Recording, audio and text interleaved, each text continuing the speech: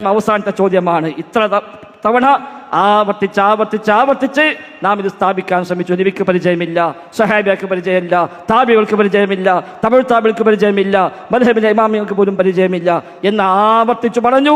എന്തെങ്കിലും പ്രതികരണം അതേക്കുറിച്ച് പറയാൻ നിങ്ങൾ തയ്യാറായിട്ടില്ല. ഇനി എന്ത് ചോദിച്ചാലും ഉത്തരം കിട്ടുമെന്ന് പ്രതീക്ഷയുമില്ല. അതുകൊണ്ട് തന്നെ ഒരു വളച്ചു കെട്ടിയ നേർക്ക് നേരെ ഒരു അവസാനത്തെ ചോദ്യം ചോദിക്കുകയാണ്.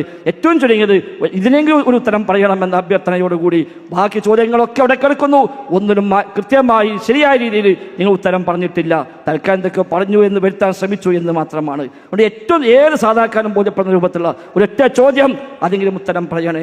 ഉത്തമ തലമുറയിൽപ്പെട്ട സ്വഹാബിമാരും താബികളും തമിഴ് താബികളും ഖൈറുൻ നാസി ഖർനി സുമ്മല്ലദീന യലൂനഹും എന്ന് പറഞ്ഞ ആ ഉത്തമ തലമുറയിൽപ്പെട്ട ആരെങ്കിലും ഒരാൾ നബിദിനം ആഘോഷിക്കുകയോ ആഘോഷിക്കാൻ നിർദ്ദേശിക്കുകയോ ചെയ്ത വല്ലതുമുണ്ടോ? ഒറ്റ ചോദ്യം, വേറൊന്നുമില്ല.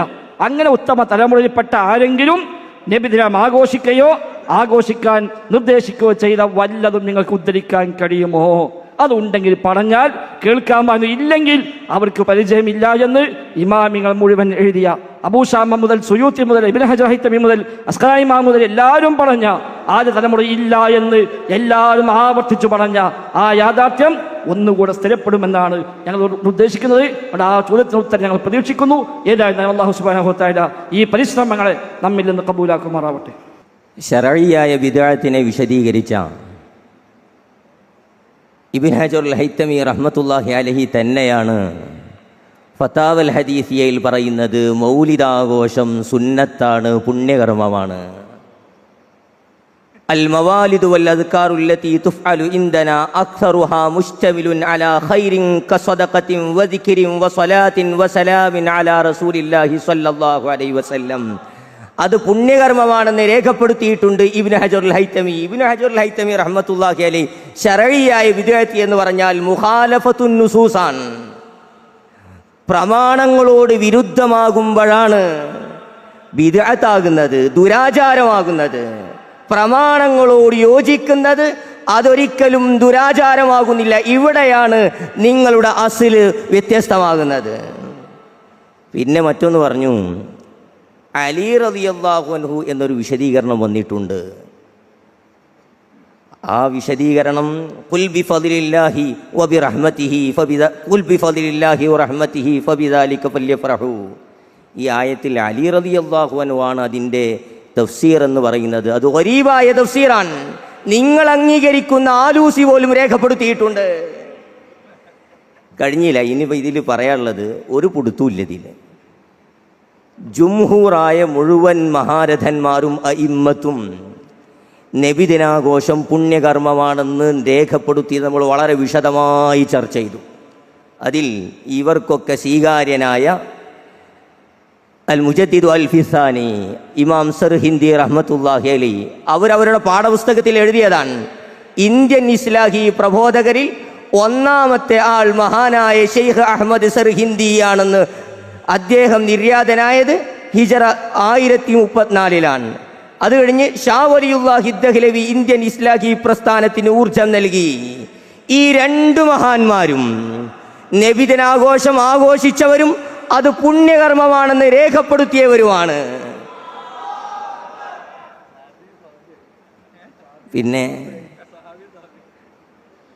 ഇവരുടെ വാദത്തെയാണ് നമ്മൾ ഇതുവരെ അഭിസംബോധന ചെയ്തത്. നിങ്ങൾ ആലോചിക്കേണ്ടതും ആ വിഷയമാണ്.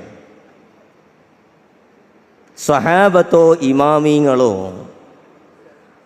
ചെയ്യാത്തതെല്ലാം ദുരാചാരമാണ് എന്ന് രേഖപ്പെടുത്തുമ്പോൾ